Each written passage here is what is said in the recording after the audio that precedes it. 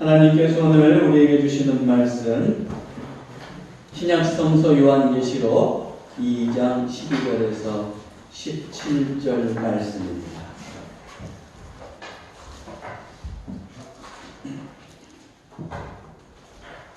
요한계시록 2장 12절에서 17절 말씀 우리 한 절씩 교독하겠습니다. 버가모 교회의 사자에게 편지하라.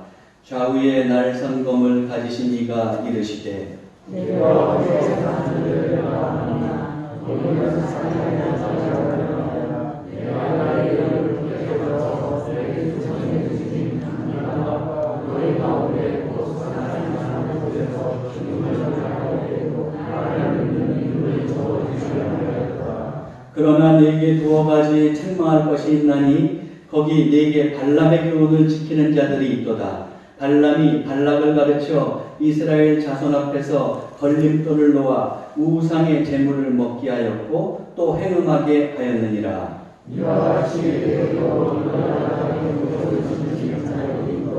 그러므로 회개하라. 그리하지 아니하면 내가 네게 속히 가서 내 입의 검으로 그들과 싸우리라. 귀 있는 자는 성령이 교회들에게 하시는 말씀을 들을지어다. 이기는 그에게는 내가 감추었던 만나를 주고 또 흰 돌을 줄 터인데 그 돌 위에 새 이름을 기록한 것이 있나니 받는 자 밖에는 그 이름을 알 사람이 없느니라. 아멘.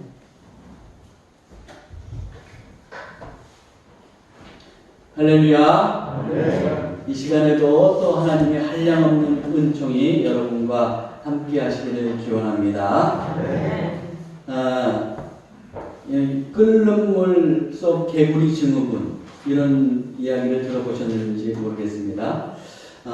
이런 이야기가 있는데 이게 무슨 말이냐? 아주 팔팔 끓는 물에 뜨거운 끓는 물에 개구리를 넣으면 어떻게 되겠어요? 개구리가 깜짝 놀라서 바로 튀어나오죠. 그런데 물속에 개구리를 넣고 그 다음에 서서히 따뜻하게 합니다. 그렇게 따뜻하게 하면 개구리가 가만히 있는데요. 그리고 물을 계속 데피면 물이 끓을 때까지도 개구리가 그 물속에서 나오지 않고 물속에서 죽는다고 합니다. 이처럼 외부 환경에 능동적으로 대처하지 못한 채 안주하다가 서서히 사멸하거나 실패하는 것을 가리켜서 이제 끓는 물속 개구리 증후군이다 이렇게 이야기를 하는데요. 이것은 교회에도 해당되는 말이라고 할 수 있습니다. 사탄이 교회를 아주 강력하게 핍박하고 공격해 올 때가 있습니다. 그러면 교회를 이루고 있는 우리 성도들이 더 정신을 차리고 영적으로 무장하고 그 사탄의 세력과 맞서 싸울 수도 있는 것이죠. 그러나 사탄이 작전을 바꿨어요. 그래서 일상에서 아주 부드럽고 달콤하게 우리를 유혹할 때 어쩌면 우리는 쉽게 타협하고 그리고 우리 교회가 또한 신앙적으로 변질될 수도 있습니다. 그러므로 우리 교회는 반대하는 강한 핍박을 견뎌내야 하기도 하지만 때로는 일상에서 다가오는 아주 부드러우면서도 달콤한 그 유혹들을 우리가 경계하고 또한 잘 이겨낼 수 있어야 되겠습니다. 오늘 본문에 나오는 버가모 교회가 바로 이런 위기에 처해 있었습니다.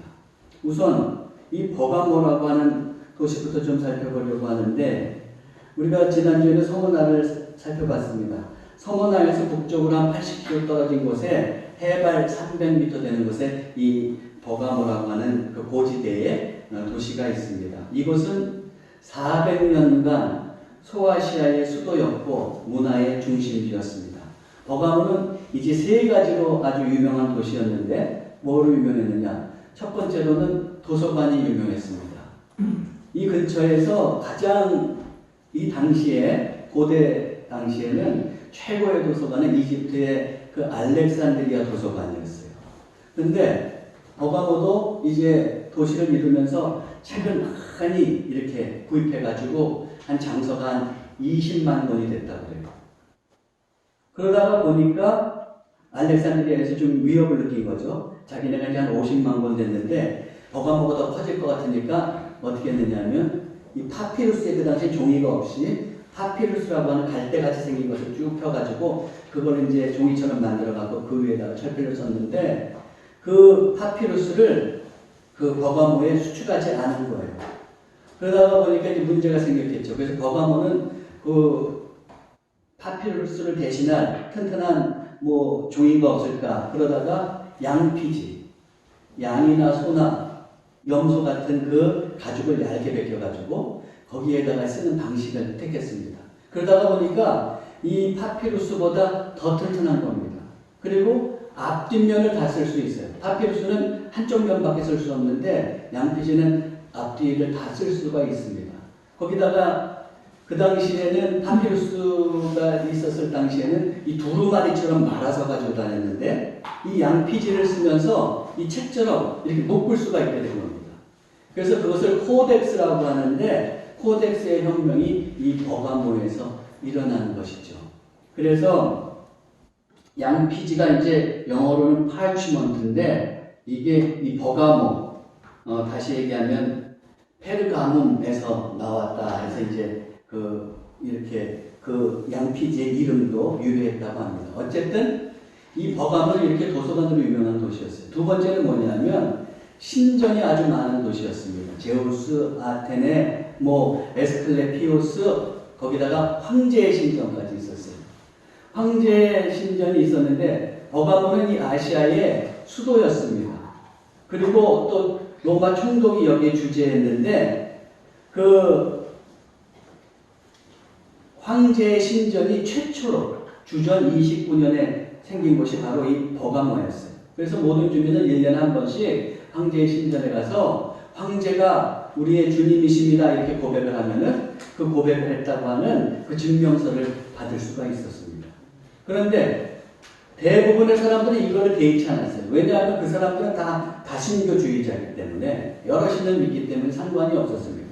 지금도 여러분들 일본에 가보면 일본 사람들도 이신 저신 다 믿잖아요. 그런 사람들은 이렇게 한다고 해서 양심의 가치를 느끼지 않겠죠. 그러나 기독교인, 오직 하나님만을 주님으로 모시는 기독교인에게는 상당히 불리한 조건이라고 할 수 있겠습니다. 그리고 세 번째로는 이 또 버가모는 병원으로 유명했습니다. 그래서 여기에 그 아주 유명한 병원 이름이 아스클레피온이라고 하는 병원이 있었는데 주전 400년부터 주 400년까지 약 800년에 걸쳐서 소아이시아에서 가장 잘 고친다고 하는 병원으로 소문이 나 있었어요. 그랬는데 이 가운데에 신전이 있었습니다. 제가 아까 앞에서 여러 신전이 있었다 그러면서 아스클레피오스라고 하는 신전도 있다고 그랬는데 그 신전이 여기 있는 거예요. 그래서 치료를 받고 나오면서 사람들이 어떻게 하냐면 이 신전에 가서 기도를 드리는 거죠. 그러면서 이제 병을 낫게 해달라고 이런 식으로 이제 구성이 되어 있었습니다. 이런 환경 하에 이제 버가모 교회가 있었던 거예요.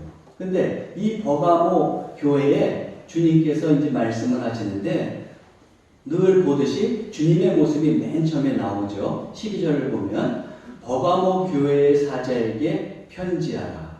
좌우에 날선 검을 가지신 이가 이르시되. 주님의 모습이 어떻게 나오고 있습니까? 좌우에 날선 검을 가졌다 그랬어요. 앞에서도 말씀드렸지만 버가모는 소아시아의 수도였고 그리고 처음으로 황제의 신전이 생겼다 그랬어요. 그래서 거기에 총독이 있었는데 총독은 그 황제가 하사한 검을 가지고 있었습니다. 그 검을 가지고 이제 어떻게 하겠어요? 잘 눈을 부릅뜨고 통치하면서 황제에게 절을 하지 않는 사람들, 황제 숭배를 하지 않는 사람들에게 핍박을 가했던 거예요. 그러니까 그 당시에 이 검이라고 하는 것은 권세를 가리킨다고도 볼 수가 있어요. 그런데 오늘 본문에서는 이 검을 누가 가지고 계세요? 우리 주님이 가지고 계시잖아요. 빗대서 말하는 거예요. 로마 제국 또는 황제가 또 작게는 총독이 검을 가진 것 같지만 그렇게 해서 권세를 가지고 있는 것 같지만 진정한 권세는 누구에게 있다? 우리 주님에게 있다. 그거를 얘기해요. 그런데 우리 주님은 그 권세를 가지고 계신데 검으로 가지고 계시지 않으세요. 주님께서 가지고 계신 그 검이라고 하는 것은 말씀의 검이죠. 그래서 히브리서 4장 12절에 뭐라고 되어 있어요? 하나님의 말씀은 살아있고 활력이 있어 좌우에 날선 어떤 검보다도 예리하여 홍과 영과 및 관절과 골수를 찔러 쪼개기까지 하며 또 마음의 생각과 뜻을 판단하나니 그랬잖아요. 이렇게 주님의 말씀은 혼과 영과 관절과 골수를 찔러 쪼개기까지 하고 그리고 말씀으로 주님의 말씀으로 또 우리의 마음과 생각과 뜻을 이제 우리의 마음의 생각과 뜻을 또 밝혀내시기도 하죠. 판단하시기도 하십니다. 그러므로 본문의 의미는 진정한 권세가 있으신 분은 바로 말씀의 능력을 가지신 우리 주님이다. 이것을 고백하고 있는 것이라고 할 수가 있습니다. 자, 이제 이런 주님께서 버가모 교회에게 말씀하시는데 먼저 칭찬하시는 말씀이 나옵니다. 13절을 보면 내가 어디에 사는지를 내가 아노니 거기는 사탄의 권세가 있느니라. 내가 내 이름을 굳게 잡아서 내 충성된 증인 안디바가 너희 가운데 곧 사탄이 사는 곳에서 죽임을 당할 때에도 나를 믿는 믿음을 저버리지 아니하였도다. 지금 버가모 교인들이 사는 그 도시 버가모, 거기에는 여러 우상들의 신전이 있고 특별히 황제의 신전이 있잖아요. 그래서 사탄의 권자가 있는 데다 이렇게 말씀하고 계십니다. 그런데 이곳에서 버가모 교인들은 어떻게 했어요? 주님의 이름을 굳게 잡았어요. 믿음으로 살아간 거예요. 그래서 어떻게 하냐면 황제에게 절하라고 하는데도 거기에 굴복하지 않고 믿음으로 견뎌내면서 오직 주님만을 믿은 것이죠. 그래서 때로는 핍박을 받는데 핍박받는 정도가 아니라 죽임을 당하고 순교당했어요. 그래서 어떻습니까? 내 충성된 증인 안디바가 너희 가운데 곧 사탄이 사는 곳에서 죽임을 당할 때에도 그랬잖아요. 이렇게 죽임을 당했어요. 몇몇 사람은 죽기까지 한 거예요. 그런데 그럼 안디바는 어떻게 하다 죽었을까? 기록이 잘 안 나와 있기 때문에 안디바가 왜 순교를 당했는지는 잘 알 수 없지만 분명한 것은 믿음을 지키다가 순교를 당했다는 거예요. 근데 전승에서 안디바는 어떻게 순교했느냐? 순교의 현장을 이렇게 기록하고 있습니다. 아주 큰 새로 된 솥에다가 안디바를 넣고 밑에서 불을 떼는 거예요. 그래서 그 노쇠가 점점 달궈지는 데서 이 안디바가 고통스럽게 아마 이제 순교했겠죠. 그러면 순교했다는 거예요. 이거를 믿는 사람들이 다 지켜봤을 겁니다. 여러분, 얼마나 이게 끔찍한 일입니까? 그거를 봤는데도 불구하고 어때요? 이 버가모 교인들은 담대하게 죽을 각오를 하고 계속 믿었던 거예요. 강력하게 사탄의 세력이 핍박해오면 핍박해올수록 버가모 교회는 어땠습니까? 그 고난을 이겨내면서 전진하면서 가고 있었던 겁니다. 자, 그런데 여기서 보면은 한 가지 더 봐야 될 것이 있는데 맨 처음에 뭐라고 그랬냐면 네가 어디에 사는지를 내가 아노니 그랬죠. 맨 앞에 나와 있죠. 네가 어디에 사는지 할 때 요 산다, 헬러 이 산다라고 하는 동사를 우리가 좀 살펴볼 필요가 있습니다. 성경에서 주로 이제 쓰는 산다라고 하는 동사는 파로이케인이에요. 파로이케인이라고 하는 것은 어떤 의미를 가지고 있냐면 일시적 거처를 묘사할 때 내가 그냥 잠깐 살다가 가는 거 그런 걸 얘기할 때 산다고 할 때 이 파로이케인을 쓰는 거예요. 그렇죠?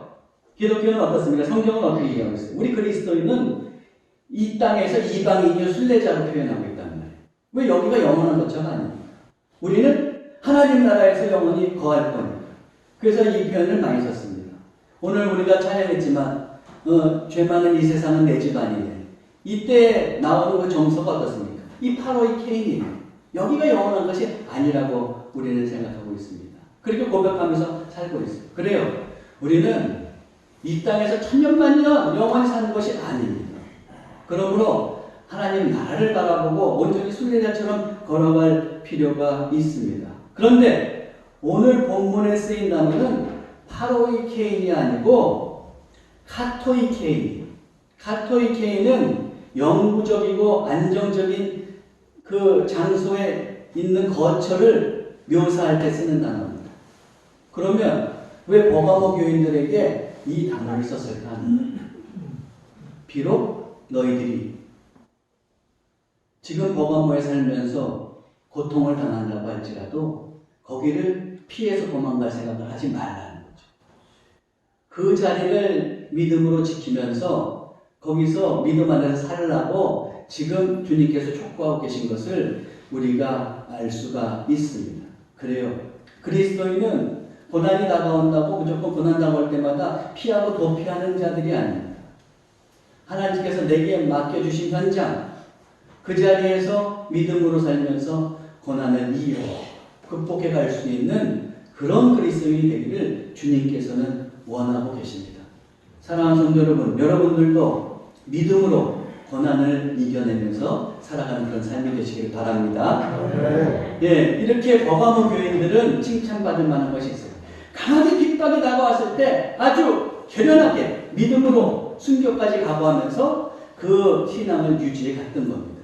그런데 그런 반면에 버가모 교인에게 이제 책망당할 일이 있었네요. 그래서 주님께서 책망하십니다. 그것이 14절, 15절입니다. 그러나 내게 두어 가지 책망할 것이 있나니 거기 내게 발람의 교훈을 지키는 자들이 있도다.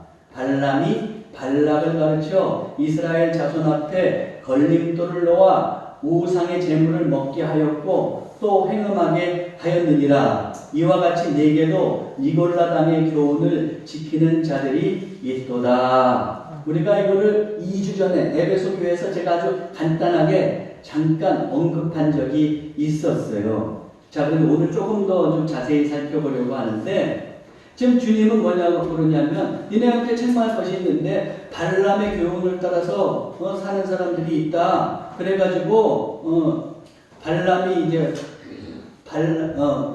이스라엘 자손들이 예전에 이스라엘 자손들이 그 걸린 유혹을 받아가지고 우상의 제물을 먹고 행음했던 것처럼 너희들도 니골라 당을 따르는 자들이 있다. 이렇게 이야기하고 있어요.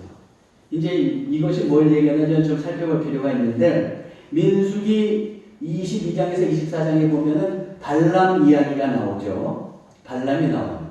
이제 발람은 그 당시 주술사였는데 모압 땅에 발락이라고 하는 왕이 있었어요. 발락 왕이 있어요.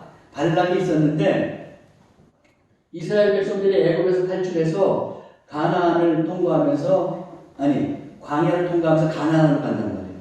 그러다가 이제 모압 땅 앞에까지 왔어요. 그때 이 모압 왕이 위기를 느낀 거예요. 위기의식을 느낀 거예요. 왜냐하면 자기 나라를 전복시킬까봐. 위기의식을 느끼고 그래서 두려워서 어떻게 했냐면 사람들을 발람에게 보내는 겁니다. 주술사 발람에게 보내서 우리를 좀 도와줘라. 우리가 많은 돈을 줄 테니까 와서 좀 이스라엘 백성이 올 때 저주 좀 해줘라. 이렇게 부탁을 한 거예요. 그래서 이제 거기서 이제 나귀를 타고 가는 사건, 여러분들 신앙생활 오래 하신 분들은 다 알고 계실 겁니다. 그러나 일단 우여곡절을 거치면서 이제 발락 왕에게 발람이 왔어요. 그리고 이제 이스라엘 백성을 저주하려고 하는데 하나님께서 자꾸 오히려 축복하게 만드는 거예요. 그 장소를 옮겨서 또 저주하려고 하는데 또 축복하게. 이것이 3번씩이나 일어납니다. 그러니까 이제 도저히 발람은 그 이스라엘 백성을 저주하지 못하고 3번에 걸쳐서 축복하고 돌아갔어요. 그렇게 돌아갔어요. 그랬는데 25장 1절부터 3절에 보면 어떤 내용이 나오냐면 이런 내용이 나옵니다. 이스라엘이 시딤에 머물러 있더니 그 백성이 모압 여자들과 음행하기를 시작하니라. 그 여자들이 자기 신들에게 제사할 때에 이스라엘 백성을 청하며 백성이 먹고 그들의 신들에게 전함으로 이스라엘이 바알보올에게 가담한지라. 여호와께서 이스라엘에게 진노하신지라. 한마디로 얘기하면 모압의 여성들이 이스라엘 사람들을 초대한 거예요. 우상 숭배의 자리를 초대해가지고 같이 우상에 절하게 하고 음식을 먹고 행음까지 하는 거예요. 고대 종교는 거기서 예배를 드리면 대부분 거기 성전에 창기가 있잖아요. 그래서 거기서 행음하게 돼 있는 겁니다. 이런 일을 벌인 거예요. 그러니까 하나님께서 노하셨어요. 아주 진노하셔가지고 이스라엘 백성을 치기 시작하는데 연병으로 이제 24,000명이나 죽어요. 그러니까 모세가 그러는 거죠. 저렇게 우상 숭배한 자들을 다 죽여야겠다. 이렇게 얘기하고 있는데 그런 얘기를 하고 있을 때 버젓이 이스라엘 한 남성이 어떻게 되냐, 미디안 여성을 데리고 자기 거처로 들어가는 거예요. 그러니까 엘레아살이 어떻게 하냐면 제사장 엘레아살이 당장에 들어가서 그 남녀를 쳐 죽이니까 그때서야 연병이 그치는 사건이 나옵니다. 그리고 나서 모세가 이스라엘 백성들에게 말하는데 말할 때 이런 표현이 들어가 있어요. 민수기 31장 16절 보면 이런 표현이 나옵니다. 모세가 얘기하는 거예요. 이스라엘 백성들에게. 보라, 이들이 발람의 꾀를 따라 이스라엘 자손을 부올의 사건에서 여호와 앞에 범죄하게 하여 여호와의 회중 가운데에 연병이 일어나게 하였느니라. 모세가 뭐라고 했냐면 저 발람이 꿰어가지고 모압의 여성들이 우리 백성들을 꿰어가가지고 그래서 다른 신을 섬기고 음행하게 했다는 거예요. 범죄하게 했다는 거예요. 그래서 연병을 당했다고 이야기하고 있어요. 그러니까 표면적으로는 발람은 어떻게 했느냐면 그저 이스라엘 백성을 저주하려다가 저주하지 못하고 축복해주고 간 것처럼 되어 있지만 그 이면을 잘 살펴보면은 발람은 거기에서 끝나지 않고 떠나가면서 발락에게 이렇게 얘기한 것 같아요. 이스라엘 백성들을 정말로 이제는 저렇게 공개적으로 탄압하거나 저주해서 될 문제가 아니니까 저들을 초대하시고 그리고 우상 숭배 현장으로 데려가시고 그래서 같이 우상의 제물을 놓고 행음하고 그렇게 해서 하나님 신앙을 떠나게 하시고 이렇게 가르쳐 준 거예요. 그 발람의 꾀가 통해서 이제 모압 여성들이 이스라엘 백성들을 그렇게 꼬였고 거기에 넘어간 자들이 있었던 거죠. 이거를 쭉 이제 본문은 얘기하는 거예요. 그러면서 뭐라고 그랬냐면 지금 버가모 교인들 중에서도 이렇게 그 유혹에 넘어가서 니골라 당의 유혹에 넘어가서 행음하는 자들이 있다. 우상 숭배하는 자들이 있다. 그것을 지금 말씀하고 계신 겁니다. 버가모 교회에서도 이제 비슷한 일이 일어났는데 어떤 일이냐? 아까도 얘기했지만 버가모 교회는 이제 황제 숭배를 강요당하고 있는 상황이었어요. 그때는 아주 순결을 각오하고 믿음을 잘 지켰단 말이에요. 그런데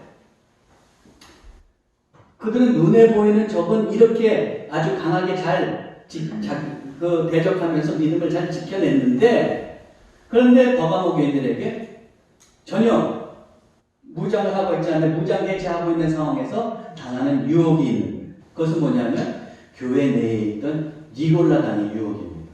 니골라당도 제가 좀 표현했었죠. 좀 지난주에 말씀드렸었죠. 니골라는 그 사도행전에서 보듯이 7 지사 중에 한 명인데 그는 딱 보니까 어떻게 돼요? 이스라엘 백성들이 이제 그 초대 교인들이 황제 숭배를 하려다가 안함으로 인해 가지고 믿음을 지키려고 황제 숭배를 하지 않죠. 그러므로 인해서 막 순교를 당하고 사회적으로도 굉장히 이제 손해를 보는 거예요. 장사하는 사람이 장사를 할 수 없고 물건을 파는 사람이 팔 수가 없고 물건을 살 수가 없고 사회적으로도 관계에서 왕따를 당하고 우상 숭배를 하지 않아서 이런 일들이 벌어지는 거예요. 그럴 때 니골라가 그 초대교인들에게 이야기하는 게 있습니다. 우리는 예수 그리스도를 믿음으로 영적으로 구원받았어. 우리는 영적으로 구원받은 사람이야. 영하고 육하고는 상관이 없어요. 그러니까 육적으로 우리가 우상에게 절한다고 해서 우리가 뭐 구원을 못 받거나 지옥 가거나 그런 것이 아니에요. 그러니까 여러분 그냥 한번 눈 닦아고 그냥 우상한테 절해. 괜찮아. 그래야지 우리 또 여기서 생활도 하지. 그렇게 그릇된 가르침을 말했고 거기에 또 쏙 빨려 들어가는 사람이 있어서 니골라당이 생긴 겁니다. 근데 이 니골라당이 버가모 교회에서 어떻게 하냐면 그런 영향을 받은 사람들이 버가모 교인들에게 얘기하는 거예요. 우리 어차피 예수님 믿고 다 구원 받았잖아. 응? 근데 그렇다고 해서 우리가 맨날 이렇게 사회에서 왕따당하고 장사도 제대로 못하고 궁핍하게 살아야겠어? 꼭 그럴 필요 없잖아. 그거 한다고 구원 못 받는 거 아니야. 한번 눈 감고 절하는데, 좋은 게 좋은 거예요. 그리고 또 그 믿지 않는 사람들 같이 이렇게 우상의 신전에서 좀 어울리고 그러면서 관계를 가져야지. 사업도 하고 또 더불어서 그 사람한테 전도할 기회도 생기지.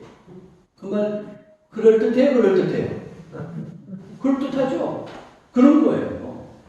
그러면서 넘어가는 일이 생긴 겁니다. 그런 걸로 버가모 교회는 어때요? 아주 그냥 우상숭배 하지 마라 그러면서 아주 칼을 들이대면서 강하게 나왔을 때는 적이 분명하니까 잘 이겨냈어요.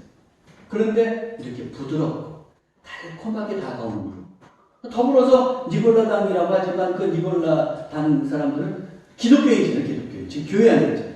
내 편이란 말이에요. 그 무장할 수가 없었어요. 그냥 당한 거예요. 솔깃해서. 그러면서 그 유혹에 넘어가고 만 겁니다. 여기서 우리가 생각해 볼 필요가 있어요. 우리 그리스도인들도 오늘날 살아가면서 아주 우리의 믿음을 방해하는 절체절명의 순간에 온다. 그러면 어떻게 하냐면 우리 목숨 걸고 믿음을 지킬지도 몰라요. 그러나 일상에서 살아가다가 사탄이 작전을 바꿔가지고 내 귀에를 솔깃하게 나를 조금 더 즐겁게, 그렇지만 내 믿음이 좀 약간 부패해지게, 한꺼번에 완전히 부패해지는 건 아니야. 그렇지만 내 믿음이 좀 훼손되게, 내 신앙이 좀 훼손되게 하면서, 그러면서 내 귀에 솔깃한 거, 나의 이익을 추구하게 하는 거, 그런 것들을 자꾸 제시하는 거예요. 그럴 때 우리는 영적으로 무장해제를 하고 그 말을 받아들일 수도 있는 거예요. 예를 들어서 제가 한번 얘기해 볼게요. 정부에서 오는 말이죠. 중대한 발표가 있다고 그랬습니다. 뭐냐면 이 정부에서 이제는 기독교 신앙을 허락하지 않는다는 겁니다. 그럼 우리는 어떻게 할까요? 당장에 들고 일어날 겁니다. 당장에 우리는 저 광화문 광장에 가서 머리들을 메고 어떻게 할까요? 종교의 자유가 있다. 우리는 삼위일체 하나님보다 국가를 우선시하지 않는다. 아마 그렇게 얘기할지도 몰라요. 그렇게 여러분들이 안 한다고 할지라도 제가 버스를 대절할 겁니다. 그리고 여러분들 때문에 생각합니다. 그렇죠? 그런데 그것과는 반대로 이제 이런 일이 일어날 수도 있는 거죠. 여러분들이 사업하는 분입니다. 근데 어떤 프로젝트가 있어요. 이것이 사업이 잘 돼야지 이제 내가 좀 사업이 쭉 펼쳐져 나가는 거. 그 심사를 다 거치고 잘 됐는데 마지막 한 군데 심사에서 이게 허락이 안 떨어지네요. 차일피에 자꾸 미뤄지고 고민하고 있어요. 근데 친구가 왔어요. 그거 어떻게 인가 잘 받아서? 아직까지 못 받고 있는데. 에이, 이 사람 이거. 그럼 어떻게 하는지 몰라서 그래? 그럴 때는 이거 좀 찔러주라는 얘기 아니야. 심사하는 사람들한테. 그 조금 찔러줘. 그래야지 좀 되고 사업도 펼쳐져 나갈 거 아니야. 혹은 반대로 여러분이 심사하는 사람.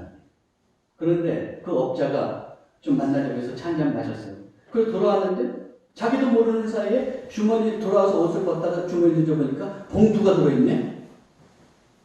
그래가지고 고민이 돼갖고 그 다른 심사위원들에게 전화를 해봤어요. 여러분, 김 선생님, 저한테 이러이러한 일이 있었습니다. 그랬더니 그냥 받아둬요. 다른 분도 다 받았는데 혼자만 튀면은 다른 심사위원들 뭐가 되겠어요? 네? 그냥 받아두고 거기 뭐 그렇다고 또 실력이 없는 그런 회사도 아니니까 그냥 심사 도장 찍어줘요. 혹은 우리 교회는 뭐 그런 일도 별로 없지만 여러분이 골프 매니아라고 한번 쳐보세요. 골프를 너무 좋아해요. 그래서 뭐 연습장도 가고 그러는데 어느 날 친구가 오더니 그러는 거예요. 이번에 우리 한번 필드로 나가지? 그러는 거예요. 전 사실은 골프 어떻게 그 점수 나는 것도 잘 몰라요, 사실. 그런데 그냥 필드로 나가지 그랬어요. 네. 좋아. 그럼 같이 뭐 언제 갈까? 그랬더니 이번 일요일 날 가는 거야? 그 친구를. 주일날? 주일날은 좀 곤란하지. 나 가서 또 예배도 드리라고 그래. 이 사람 이거. 한 번 더 빠진다고 뭐 어디 지옥 가? 그리고 가서 말이야, 요번에 우리 상사들 이 사람 이런 사람 오잖아. 좀 만나서 좀 관계를 풀고 그래야지. 당신 진급한데도 좋지. 나도 교회 다니는 사람이야. 뭐 그런 거 한 번 가져 그래. 여러분, 그러다 어떻게 되는 거예요? 한 번이 두 번 되고, 두 번이 다섯 번 되고, 10번 되는 겁니다. 여러분, 이런 거예요, 이런 거. 적이 분명할 때는 우리가 믿음을 꽉 지키고, 그리고 그냥 순결 각오로 가지만, 때로는 은밀하게 다가오는 유혹, 그거에는 쉽게 우리의 마음을 내줄 때가 있어요. 쉽게 가입할 때가 있다는 말입니다. 버가모 교회도 그런 상황 속에 있는 거예요. 이런 그 버가모 교회를 향해서 이제 주님께서 뭐라고 권면하십니까? 16절 보세요. 그러므로 회개하라. 그리하지 아니하면 내가 내게 속히 가서 내 입의 검으로 그들과 싸우리라. 만약에 그렇게 해서 너희들 믿음을 온전히 지키지 못하고 우상에게 절하고 행동한 적이 있다 보면 회개하라는 거예요. 그래요. 우리도 일상에서 그런 일이 있었다고 한다면 많이 돌아서야죠. 회개한다는 건 돌아서는 거잖아요. 주님께로 다시 향하는 거예요. 그러면 유혹으로 향했다가 우리는 돌아설 필요가 있습니다. 그렇게 안 하면 어떻게 한다고 그래요? 내가 속히 가서 내 입에 검. 하나님의 말씀은 살아있는 검과 같다고 그랬잖아요. 양날의 검과 같다고 그랬잖아요. 그래가지고 어떻게 돼요? 그래가지고 우리의 속을 다 파헤치시는 거예요. 아주 유능한 검사가 재판에서 어떤 범죄자, 피고인을 넣고 그냥 유능하게 그냥 재판하듯이 주님께서 우리를 피고인석에 세워놓고 그렇게 기소할지도 몰라요. 이런 낭패를 당하지 않으려면 어떻게 해야 돼요? 회개하고 우리가 빨리 돌아설 필요가 있죠. 그리고 더 중요한 것은 뭐예요?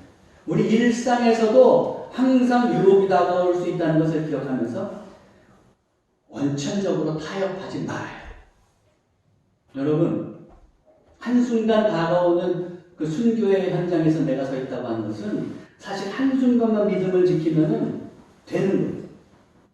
그렇지만 늘 살아가는 일상에서 다가오는 유혹을 지키는 것이 어떤 때는 순교하는 것보다 더 힘들 수 있습니다.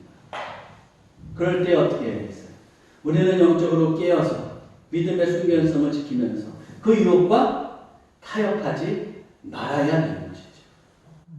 사랑하는 성도 여러분, 일상에서 그 유혹을 잘 타협하지 않고 극복해내는 그런 삶이 되시기를 바랍니다. 네. 자, 주님께서는 이렇게 갈람의 유혹을 이기는 자에게 무엇을 약속하셨어요? 17절을 보세요. 귀 있는 자는 성령이 교회들에게 하시는 말씀을 들을지어다. 이기는 그에게는 내가 감추었던 만나를 주고 그랬어요. 만나는 이스라엘 백성들이 언제 하나님께 받았던 거죠? 광야를 헤쳐나갈 때, 가나안으로 향하는 나갈 때, 그들이 뭐 농사를 왜 몰지 아무것도 할 수 없잖아요. 그럴 때 하나님께서 그들을 먹여주신 거예요. 그렇죠? 이건 뭐를 의미하는 겁니까? 만나를 주신다. 내가 너희들이 우상 숭배를 하지 않고 믿음으로 지켜나갈 때 손해도 많이 보지, 때로는 경제적으로 타격이 있지, 먹고 사는 거 걱정이 되지. 근데 먹여주시고 입혀주시고 인도해 주시는 거, 그걸 주님께서 책임져 주신다는 말씀. 근데 만나를 뭐라고 그랬어요? 감추었던 만나라 그랬어요. 여러분 이걸 잘 기억해야 돼요. 내 묵상하면서 생각해보니까 여기 아주 큰 뜻이 있는 것 같아요. 만나는 주님이 책임져 주시는 그 삶은 처음에는 감춰져 있어요. 안 보여요. 그렇기 때문에 내가 믿음을 지키고 저 타협하지 않고 살면 내가 손해보는 거 아니야? 막 걱정이 된단 말이에요. 근데 내가 결단하고 딱 주님의 뜻대로 살아가면 어떻게 하는 거예요? 하나님께서 감추어졌던 그 만나를 다 보여주시면서 우리를 먹여주신다니까요. 안 보였던 것이 그때 나타나서 우리를 이끌어 가시는 거예요. 주님께서 그렇게 이끌어 가시는 거예요. 그런 의미에서 우리는 신앙에 모험을 할 필요가 있는 거예요. 당장은 안 보여도 내 신앙의 양심을 가지고 살아가면 주님께서 보이지 않았던 그 역사하심을 그 삶의 현장에서 보여주시는 겁니다. 그 만나와 함께 우리가 살아갈 수 있기를 바랍니다. 그것뿐만 아니라 또 주님께서는 힘도를 주신다, 그렇게 말씀하셨어요. 이 초대교회에는 이제 연회에 참석할 때 테세라라고 하는 그 돌을 줬다고 해요. 그 돌을 받아야 그 연회에 참석할 수 있어요. 그 연회에 참석한다는 건 뭐예요? 한마디로 하나님의 잔치, 하나님 나라의 잔치에 참석할 수 있다는 거예요. 근데 그 돌에 새 이름을 기록한다고 했어요. 흰 돌을 줄 터인데 그 돌 위에 새 이름을 기록한 것이 있나니 받는 자밖에는 그 이름을 알 사람이 없느니라 그랬잖아요. 새 이름을 줍니다. 여러분, 우리 예수 그리스도를 믿고 구원받은 사람이죠. 구원받은 사람은 이전 것을 지나간 새로운 피조물이에요. 그렇죠? 그런즉 고린도후서 5장 17절 같이 읽어볼까요? 그런즉 누구든지 그리스도 안에 있으면 새로운 피조물이다. 이전 것은 지나갔으니 보라 새 것이 되었다. 이걸 새로운 이름이라고 얘기하는 거죠. 새로운 존재예요. 우리는 새로운 존재. 새로운 존재가 돼서 하나님 나라의 잔치에 참여할 수 있는 그 영광이 주어져 있는 겁니다. 여러분 꼭 기억하세요. 믿음으로 살아갈 때 하나님께서 우리에게 만나를 주시고 하나님 나라의 잔치에 우리를 불러주세요. 우리는 정의원으로 거기에 들어갈 수 있습니다. 모쪼록 사랑하는 성도 여러분, 믿음으로 살고 유혹을 이겨내시고 이런 놀라운 은혜를 우리도 경험해야 되지 않겠습니까? 예, 말씀을 정리합니다. 사탄은 우리에게 강하게 다가올 때도 있지만 달콤한 유혹으로 다가올 때도 있습니다. 오히려 일상에서 우리는 거기에 넘어가기 쉽습니다. 넘어갔으면 회개하고 그 이전이라고 하면 우리는 늘 영적으로 긴장하고 그 유혹에 타협하지 말아야겠어요. 그래서 하나님께서 삶을 책임져 주시는 그런 은혜, 하나님 나라에 우리가 연회에 참석할 수 있다고 하는 그 잔치에 참석할 수 있다고 하는 그 영광 누리면서 살아가기를 주님의 이름으로 축원합니다. 기도하겠습니다. 일상에서 다가오는 달콤하고도 부드러운 유혹에 쉽게 손 내밀 때가 있었음을 저희들이 고백하지 않을 수 없습니다. 우리의 그런 거룩된 모습을 회개합니다. 용서해 주시고 다시 새 이름을 주셔서 이제 믿음으로 살게 해 주옵소서. 앞으로는 살아갈 때 우리의 믿음을 훼손시키는 그 유혹에 타협하지 않고 살게 해 주옵소서. 그러나 우리 힘으로 할 수 없으니 성령께서 우리에게 이길 힘을 주시고 성령님께서 우리의 삶을 인도해 주셔서 끝내 승리할 수 있도록 돌보아 주옵소서. 우리 주 예수 그리스도의 이름으로 기도하옵나이다.